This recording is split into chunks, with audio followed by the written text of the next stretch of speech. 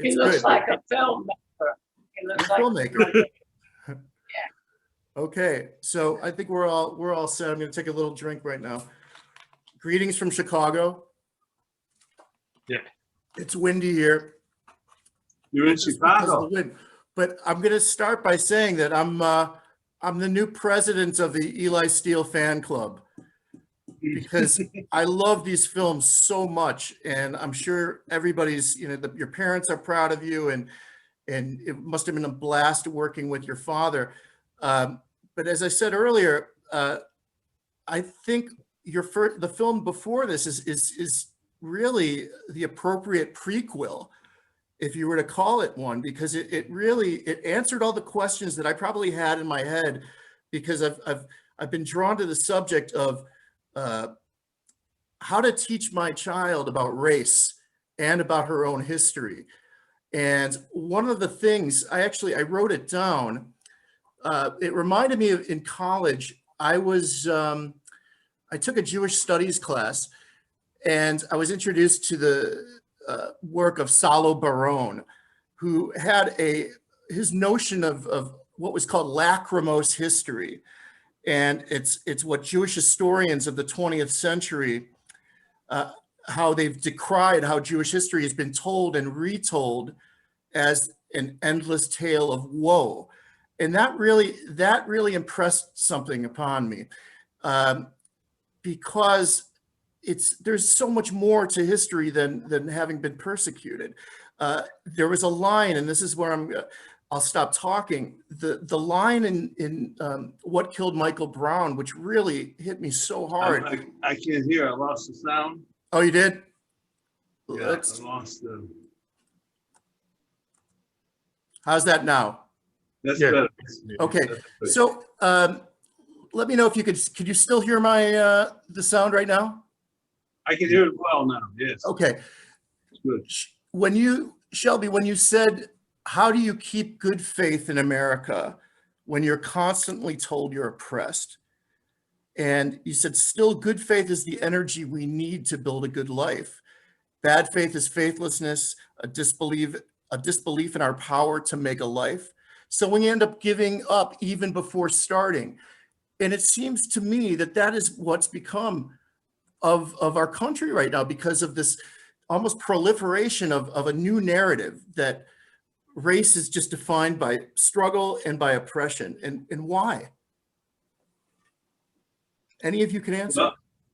Well, you sound like you just read a piece that I just finished writing earlier this morning. Good. On this matter of our victimization on the one hand, our identity on the other. And we make what I think is a profound mistake. We take the experience of victimization as if it was our identity. That's who I am. I'm a victim of white racism. My father before me was a victim of white racism. That's if I tell you I'm something else, I'm a great baseball player, a great writer or something, then who you really are is you're a black guy. And don't try to hide it, and don't deny it, and don't. And so we pressure poor young kids into confusing the victimization of their people's history with who they are. And it's a big tragic that bothers and plagues them all their life. And I think we're at point of my piece is that I think we're at a place where we should be able at this point to unpair victimization and identity, separate them. Let them each have their own place. But in this why do we keep confusing them? We as blacks keep doing it because whites keep paying us off to do it. So if we want something from the white world, we want to protest, we want to complain, we have to then say we're victims. So we've become addicted to a victim-focused identity. And you can't, no way around it. You then become your own enemy. But you're able to sort of contrast your own personal experience with with how you were raised. And I'm sure Eli could do that the same way because of the time that you grew up in Chicago. Your father had probably experienced something much more intense. Where was your father from originally? Camp Nelson, Kentucky. A little, was a way station for the slaves as they were moving from the south to the north. His family had settled there. And so that's where he was born and raised. Did he meet your mom during the war? No, he was born in 1900. My grandfather was actually a slave, his father. So he was born in 1900. Both of his parents were dead by the time he was 14. He was on his own. He migrated to Chicago from the South. Took him 6 months to get about 300 miles. And he, in a sense, he invented himself. He made himself. He taught himself to read and write. He became a truck driver in Chicago, and he became interested in what were the very beginnings of the civil rights movement in the late 30s, early 40s. And he and my mother were founding members of CORE, Congress of Racial Equality, which became probably certainly the most influential civil rights organization there was. So they met there, and they married, as everything in my life goes, controversially. My mother was the daughter of was a DRA, daughter of American Revolution background, master's degree from the University of Chicago. But they were a great couple. They loved each other till the bitter end, and they felt wonderful to have found each other. So I was lucky. Did Eli get to know your parents? No, not really. My father was still alive for the first 2 years of Eli's life. Then he passed. Lonnie met him, I think, one time. But she was an infant. So no, they did get to know my mother a little bit before she passed. So they have some memories there. But they never got to really know my father. How are you treated on your block in Chicago? Because that interracial union wasn't common at all. No, 1940s? Yeah. No, it was, if you married a black man, which virtually no one did, you were black. You lived as a black. Right. So we lived in a segregated neighborhood. We segregated schools, and in a segregated suburb of Chicago, but all black, little poor suburb, basically founded by blacks who migrated to the north. We got along wonderfully there. My mother was loved, was a major figure in the community. Her best friends in life were from that little town. And she used her background, and she brought a baby clinic into the town. She organized the parents. They boycotted the school because it was segregated. It became the first desegregation lawsuit in the North. So they integrated a church, became the first integrated church in Chicagoland. So they were activists in that sort of old-fashioned, all-out commitment sort of way. And so my mother she was very well loved in that community, and at her funeral, those are the people who were there. What was the soundtrack to that time period? A lot of Paul Robeson? You said it. Yeah. I grew up with Paul Robeson. That's amazing. Wow. Yeah.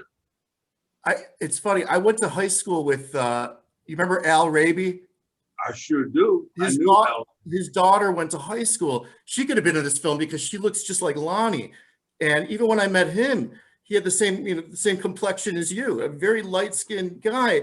But so I grew up around a lot of that here in town. But so were you in Brownsville, or where in Chicago? Where on the South Side were you? We moved right by the time I was two and a half. We moved just off the south side to 147th Street. I don't know if you've ever heard of Harvey. Most people have heard of Harvey. Sure. Well, Harvey was the white part of the county, the city, and Phoenix was the black. So I grew up in Phoenix. We shopped in Harvey. My high school was in Harvey, integrated. Then it was segregated.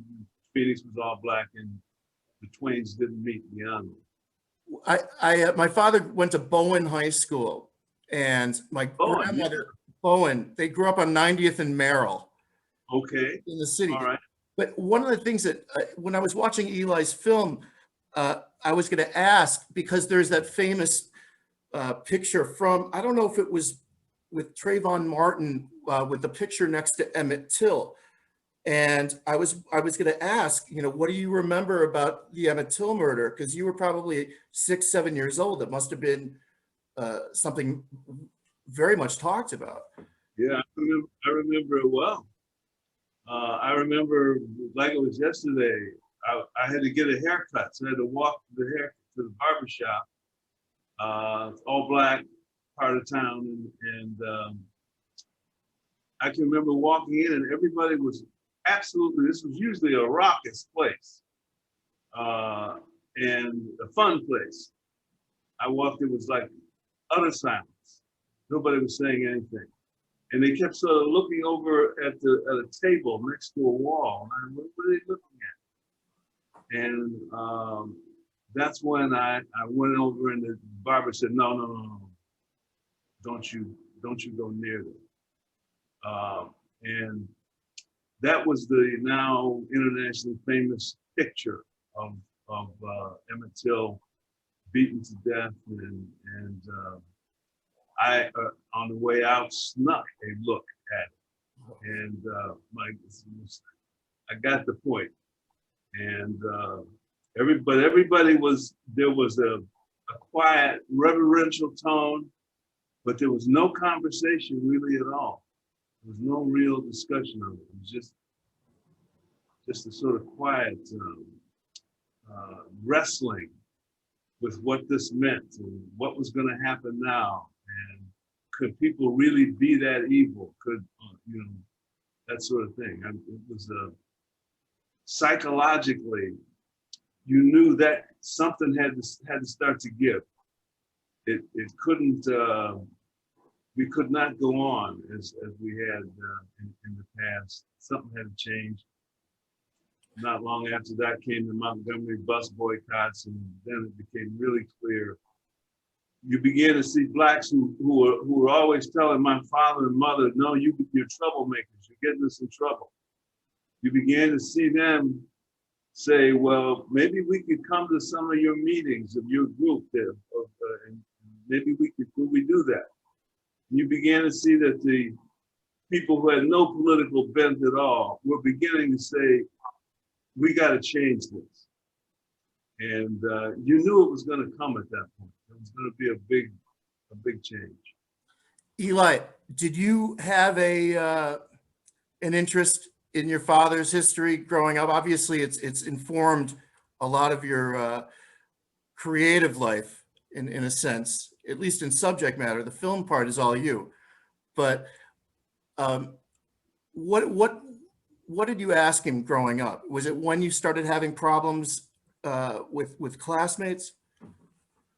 Yes, I don't know if I would call it interest. I mean, it was just always part of my life. And yes, because I was born deaf, so I'd be treated differently. We didn't have any of these like anti-bully campaigns that we do now. Like when I talk to my kid, it's fascinating. I mean, my son has seen only one bite in 7 years. 5 years in elementary school now. It's 2 years in junior high. He's only seen one bite. That tells you a lot. I mean, when I was a kid, it's bite every day, and that's just a normal way of life. So my father and my mother will always use their people, the stories that they went through, to inspire me, to help me overcome whatever issues that I had. And what was interesting was that it just made me feel like my problems were insignificant compared to what they went through. And because, I mean, you know, you have a perspective. That's why you have people they all worked up over microaggression. Yeah. Kind of like, okay, well, compared to the big scope of things, you know, that's a small problem. Somebody touch your hair. Right. Okay, you touch my hair all the time. I was the only kid that had like black hair. And they were in my hair and they were touchy all the time, but I never thought anything of it. I know. But so I think it's really good. It really gave me a big perspective on the whole issue. One of my favorite movies is My Life as a Dog. Oh, really? Yeah, and it's interesting because, you know, the boy, his mother is dying of cancer, but he uses the dog, that's, you know, lost in outer space, just flying through outer space to a certain depth, as a way to help him cope with the problem of his mother passing. They, you know, everybody got problems, and we all have to learn how to deal with them. So my parents took a very similar approach to that. And at what point did the two of you look at each other and say, okay, it's time to collaborate on something, which led to this magnificent, you know, thought-provoking film, What Killed Michael Brown? How did it happen? I have wanted to do something maybe a decade earlier, after White Girl came out. I thought it would be a good film or a documentary. But it's kind of hard to turn a book like that into a documentary and have the same power. Sure. And so we kind of let it go. And I'm not, to be honest with you, I'm not exactly sure how it came about, but I'm pretty sure there was a conversation, just talking, and they kind of organically got to the point that, okay, let's find a subject matter. Because my father doesn't, you know, always wants to try, you know, tackle new subjects as much as possible. And then Michael Brown was just the taboo subject. It was the one where the narrative was already set, and nobody could come in there and question that. Right.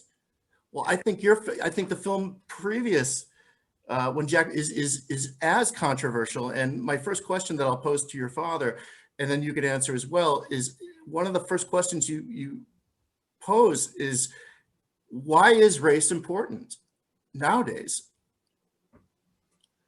Why has it been made so important? I remember when 20 years Simple question. What's that? That's an easy question. Good. I think we have an interracial society, two big polarized races, black, white. Then we have yellow, and we have brown, and all the different others. Maybe we'll have mauve someday. I don't know, but we've got all the, and that's always been the American story. Right. And so the temptation that the reason I believe that race is such a pernicious evil is because we absolutely never care about it or pick it up or use it except as a means to power. So whites were the first. They came, they brought slaves. They said, well, because we're white, we're superior human beings, they're inferior. Obviously, they have to be our slaves. Well, this went on for obviously about 400 years or so. Blacks have had it, fought hard over many over hundreds of years. Finally won their freedom. I'd sort of roughly place it in 1964 with the Civil Rights Bill. And then we say, okay, well, we're making progress where race is going to fade away as an issue. But no, right away, the government begins to pick it up and say, we're going to use race as a way to redeem America from racism. Mm-hmm. We're going to give people racial preferences, affirmative action, better welfare, better housing. We're going to use race to do the good. Well, without realizing, race never, ever does the good. It's always a corruption. And the reason for that, I think, is because it's completely empty. It has no meaning. There's no inherent meaning. You take it, unless you assign a meaning to it, it has none. Doesn't present itself as meaning anything. So its very emptiness is its appeal. The reason we use it against each other is because you can't, if I call you a dirty such and such a, you can't really defend it because what is it? You call me a lousy black person. Well, what does black mean? You've got to invent a whole meaning and then assign it to me. Being black is not going to present a meaning in and of itself, except that I have melanin, more melanin in my skin than others. So it's a temptation to the human. It invites evil.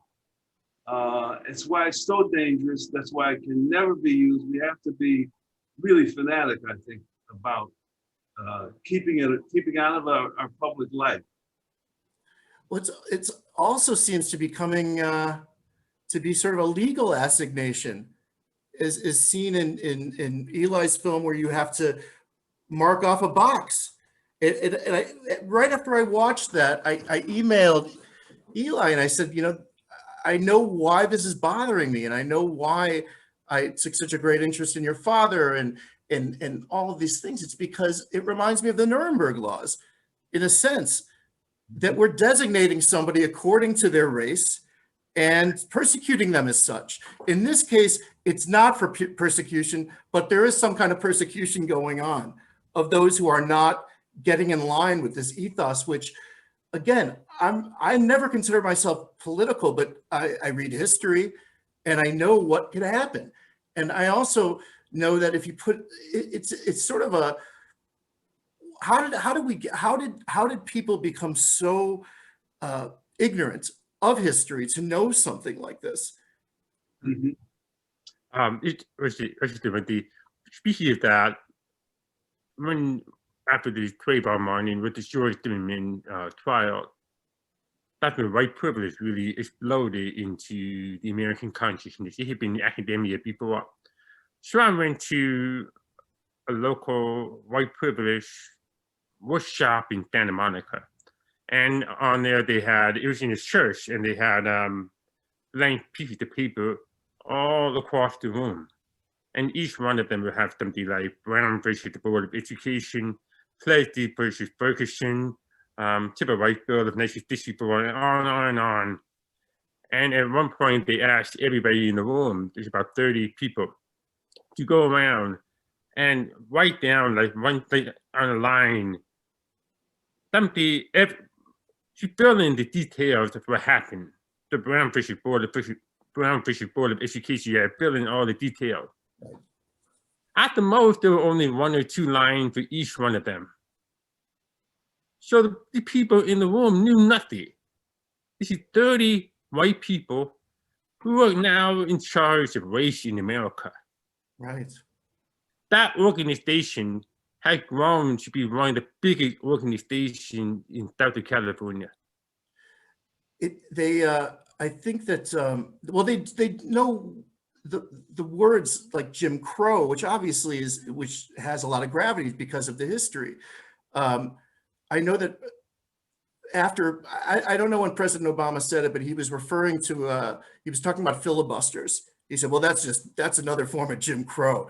And I remember thinking, how is something that's been as old as Congress to be the same thing as Jim Crow? And I found that's another eye-opening thing for me, because I was like, okay, now is a time where we need cooler heads to prevail and speak to people. But in fact, that inflamed everything. And then I started reading Shelby Steele books. Actually, I had before. And then I'd seen this film, because this is, if anything, I wouldn't call what they call it a red pill moment, because I don't really like those kinds of terms. But if anything, it's made me aware of a lot of nearsightedness. Now, obviously, you started out with this great society notion because you worked in the ghetto in St. Louis, correct? Yes, yes. Can you explain when it started to sort of change for you? Was it when you had a family, or in terms of your mindset? Because you weren't the same. Were you a member of SNCC? I was actually at one time, I was, but very briefly. And but many of my friends and associates were from SNCC, and so I was a part of that. Some of the people I worked with in East St. Louis were still SNCC members, and so I was certainly a fellow traveler at the very least. I knew Stokely Carmichael,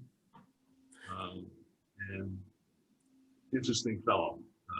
Did you know him when he became Kwame Ture later on? Yes. Were you the same person that you were when you were in SNCC, when you read? No, by that time I was an assistant professor. And I had moved into the academic world, and he had gone further and further into this, what they called in those days, Black nationalism or cultural nationalism.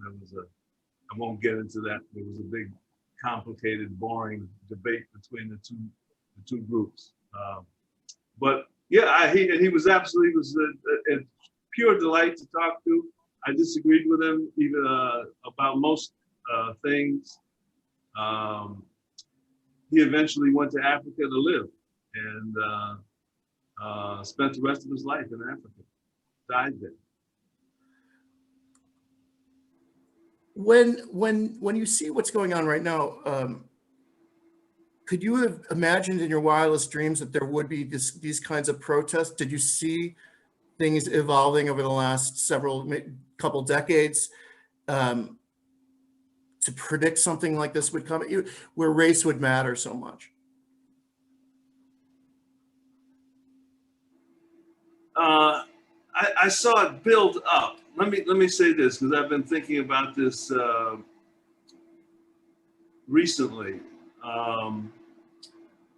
To me, the most interesting phenomenon that we have to deal with today with regard to race is the fact that for the last 50, 60 years, we've been fighting racism like mad in every institution, so forth and so on. What we have not taken note of is the fact that we've done an extremely good job of taking racism out of our lives, out of our society, of diminishing its power, of isolating it as one of the worst of all evils, of making sure that it doesn't touch the life of blacks, that people have defense, have ways of defending themselves. In other words, racism as a threat, as an evil, has diminished profoundly. Is it completely gone? No. But I can tell you, somebody who grew up in a segregated America, racism is it's way down the list. It's 28th on the list of serious problems that Black America faces today. And we, therefore, because our identity is all victim focused. It's based in the idea that we're at any moment we can be victimized by racism in American society, and that America is a fundamentally racist country. That's what our identity is. And so what happens then is that you feel inauthentic as a Black person unless you overestimate the victimization you suffer from.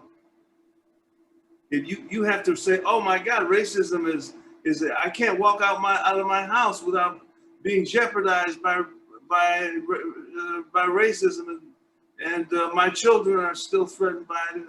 I have to make victimization a huge, big racism, a big thing. Right.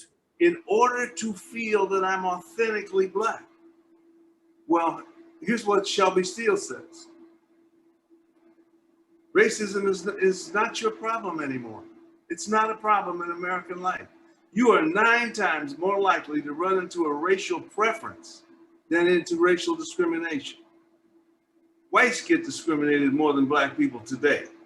It just isn't there anymore. You're free. Well, now you're scaring the hell out of people. Because the one thing we never had experience with was freedom. And so we go back and grab race, say, no. The challenges of freedom are not our problem. Our problem is the same as it always was. It's racism. We feel a comfort in that, a relief in that. And we keep racism around as an escape hatch from the anxiety that that our freedom now causes us. White people are just not in this country today interested in getting up in the morning and restricting our lives because we're Black. If anything, it's the opposite. They go out of their way to try to include us. And so you talk about these kids who protest now all across America. To me, what they're trying to do is nothing to protest. They don't even have a list of demands that makes any sense. I think what they're doing is they're trying to establish their authenticity as Black people. They want to be Black, want an identity. They want to be Black. In order to do that, they've got to create this imaginary world of Black persecution that simply does not exist. And of course, nobody in America will call them on this. They say, where's all the racism? Where are you doing, as I was, denied entrance to schools, couldn't get jobs, I was called names, had to fight at least every 2 weeks, we had to fight the Polish kids down the street. Where's all that? That is, it's not there. Does that diminish? And so therefore I need to go to my university. I go to Harvard or Stanford and I say, I need a safe space. The absurdity of this there are no words. It's incomprehensible how ridiculous this is, because again, nobody asks him, nobody says, you're free, knock, knock. Do what you want, be what you want, go for it. Do you feel that diminishes? Go ahead. Go ahead.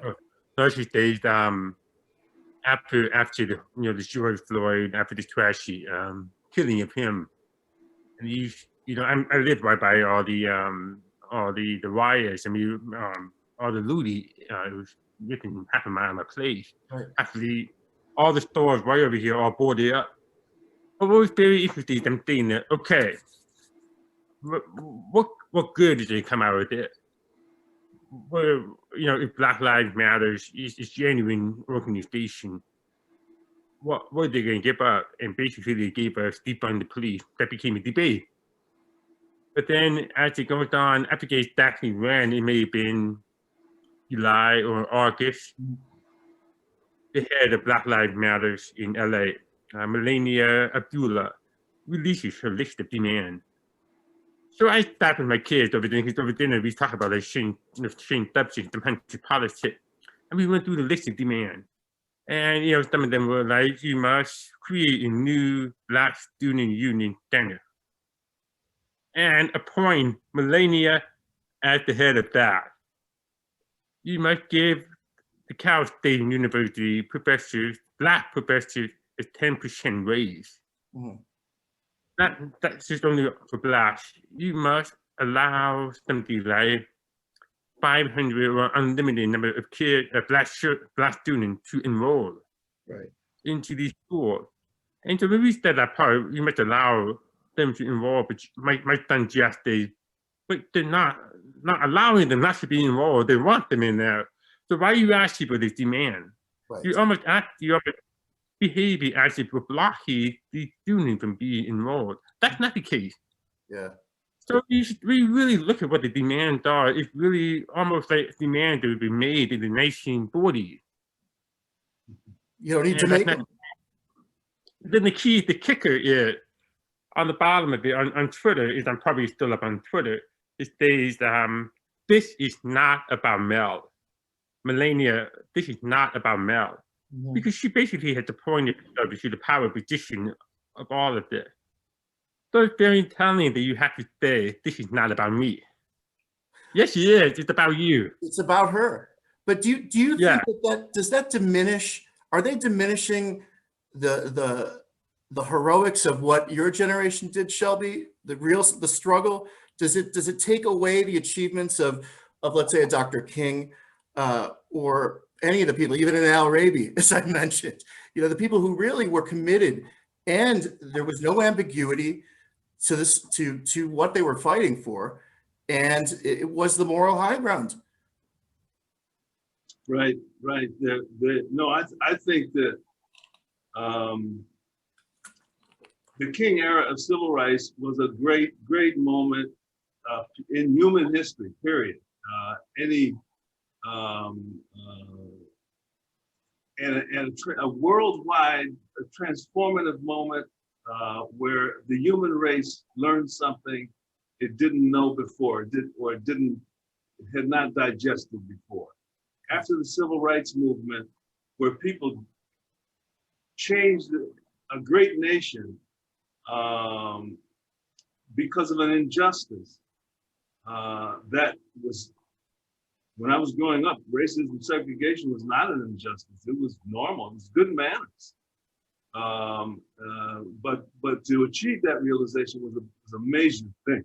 I almost feel sorry for the kids in Black Lives Matter. They kind of break my heart. They want that kind of authenticity so badly.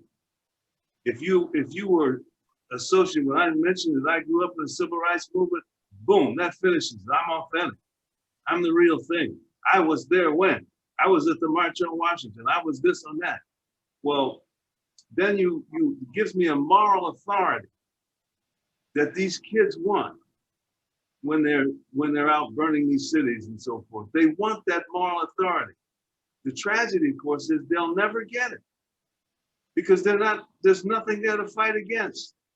They have failed as a generation to appreciate what the real challenge is that they face. And their challenge is to accept the freedom that my generation won for them, that the King generation won for them. Our point was not to have you running around burning down Portland, Oregon. It was for you to make something of yourself. It's for you to be able to live as an individual. And of course, this is, they have no answer to that. That's why cancellation is because this culture of cancellation has become such a big deal, because they just take that reality and cancel it so that they can go back to the fantasy reality that somehow America is a deeply racist country and it has to be, blah, blah, the whole really tiresome. Again, this is where I feel for them, because one thing's guaranteed, they're all gonna grow up.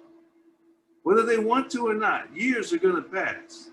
They're going to have families. They're going to have children. They're going to have adult responsibilities. They're going to have to, and they're going to see how ridiculous what they're doing today is. It's going to come back. I know this is going to happen to them because it happened to me. Happening to me. I was Mr. Black militant back in the 60s. I look at these kids and I say, you're not even very good at it. We used to have black jackets and the whole beret and the big afros. Yeah, you had a big one. The whole thing. You know what's really interesting, and I'll tie in Eli's other film, because you mentioned the cancel culture, and this is what really touched me in a way that I didn't think it would, but Eli experienced the same thing that you did with your mother's parents. And Eli experienced it with his mother's parents. But apologies were made, whether it was their actions that spoke or if there were apologies made. But that touched me because, people make mistakes and they can apologize. This is your Polish grandfather apologizing to his daughter and having a good relationship with you. The same with your white grandparents, the daughters of the American Revolution people. And that to me is how you solve it really on a micro level, to sound as academic as I could. But are people willing to let others apologize and forgive these days? It doesn't seem like it. Well, I'll tell you, when I my wife and I were going to get married, and the family her family sort of blew up about it and so forth. And I won't bore you with all the details back and forth and so forth. My father took me aside And I was, you know, I was just really outraged, and I was taking the whole the political, you know, racism, this and so forth. And this man, her father must be evil, and thus and so.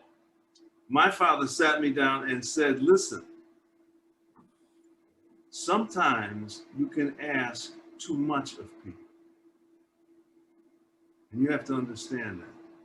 You be responsible for your life. You do what you have to do. You stand up to it and meet the challenges that come your way. That's what you need to do. You can't worry about or be offended one way or another by what somebody else does. The son of a slave tells you that. It saved me, yeah. It saved me many years of resentment. And my father-in-law, after finally reconciling, became my very best friend. I relied on him. As my career sort of began to move and so forth, he was the guy the sort of go-to guy. He would have a real smart, wise, down-to-earth, and we became human beings. Yeah. What was his name? His name was Jack. And how Jack became black is based on that name from Eli's grandpa. And Eli looks exactly like his. Loved Eli. They got along great. I want to, before I let you, Really, like, go ahead. largely the interracial family in the ways a microcosm of what largely America can learn from, I think, in a way, because like even there was one story that I interviewed a woman, and she was white. She was Jewish and Chinese. Jewish and Chinese. Her Chinese grandfather opposed the relationship.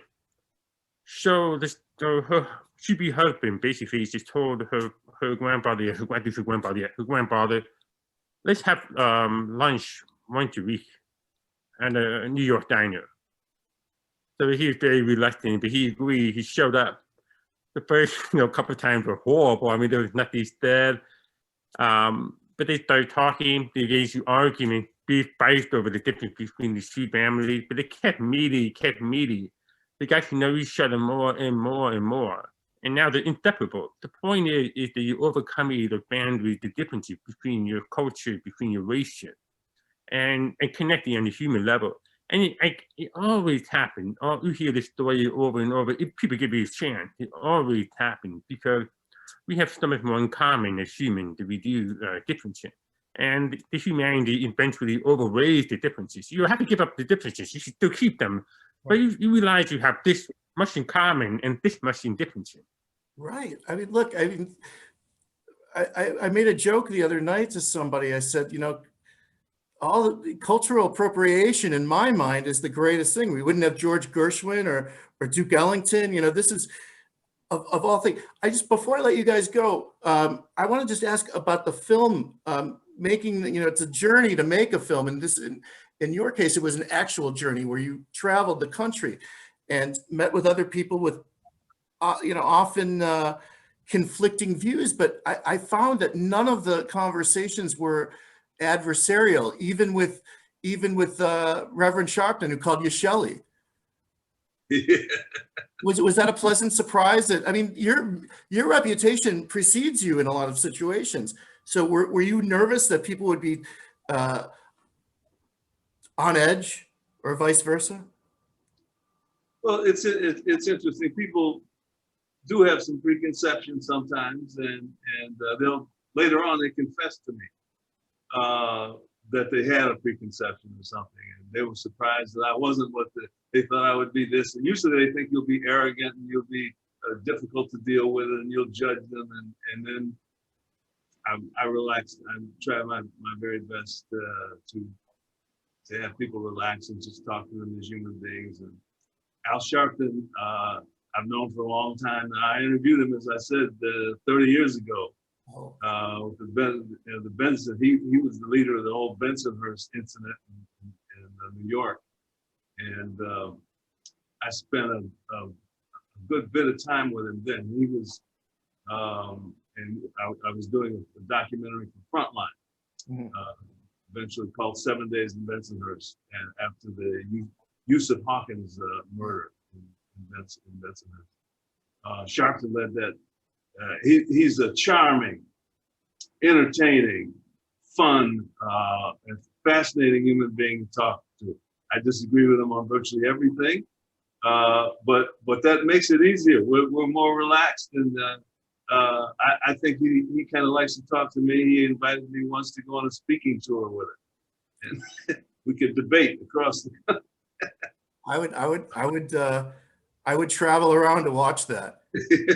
I'd be like one of the deadheads. Yeah.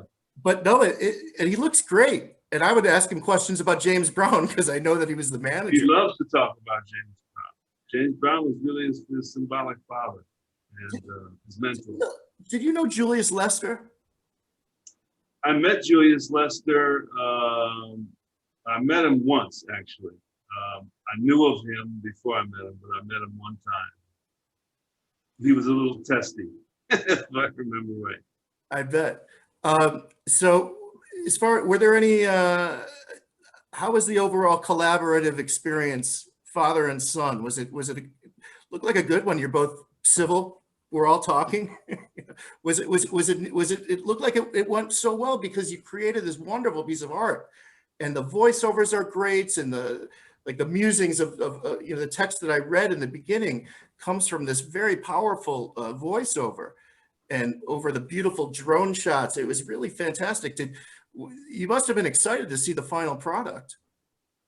I give a lot of the credit to Eli. He has become a real filmmaker, and I focused entirely on the writing, and he made the whole movie. It was amazing to me how we'd talk, he would go away and he'd come back with all these pictures. Mm-hmm. You've got to take what you say, and it's got to be, you've got to somehow enhance it, develop it, and I just sort of sat back and watched him do that. It was, so we had, of course, we had arguments. And some of them were really hot and really heated, but we were closer for it. And we usually made discoveries about things we needed to do next in that way. And it was argument is part of the process. If you're going to collaborate, you're going to argue. If you're not arguing, then you're in a worse situation. Because he's always going to be your baby, and you got to accept him as this. I do. I accept him. I learned pretty quickly. I accept him. I'm adamant about my little part, but I would certainly let him be adamant about his. And he was very often right. Very often right. Is there anything specific that you could talk about? Not necessarily the fight, but something that you'd both gone into with an idea in your head and then just walked away with, wow, that really morphed into something far more impactful. Well, I think there were many. Almost every little section of the film was done that way. It took us 2.5 years. I mean, we worked on it very hard. So I'm not aware of any. If I stopped and think, I could probably come up with a good one offhand.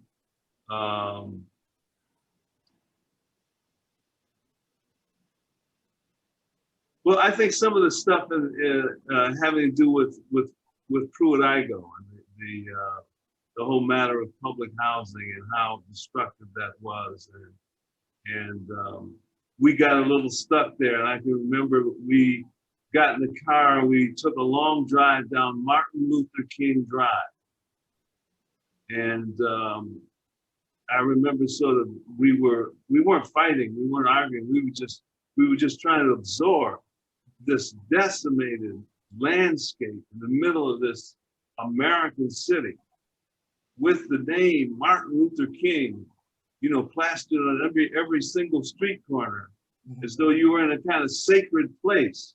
Mm-hmm. it was collapsed. It was decimated. There was no chance of it coming back. And you realize this was a part of the story of Blacks in America, that this crashing of our dreams. And we both sort of simultaneously arrived at that insight, that feeling, that this was sadder even than it looked. And things had to change. We had to let the world see where these kinds of sort of empty dreams led. And I think public housing was really a disastrous phenomenon for Black America. Is it the 20th or 30th anniversary of your book, The Contents of Our Character? 30th. 30th. So congratulations with that. I mean, it has everything that it's still relevant. Well, I'm happy with that. I'm happy with that. Well, Yeah. I'm going to steal Eli away to collaborate on my next film. So Alrighty. we'll ask you for help if we need it. Sounds good. Anytime. Anytime. This was it was so great talking to both of you. A real great honor. It was good seeing you again. And I'll let you know when this is on. I look for it. All right. Take care. Bye-bye. You too. Yeah. Bye.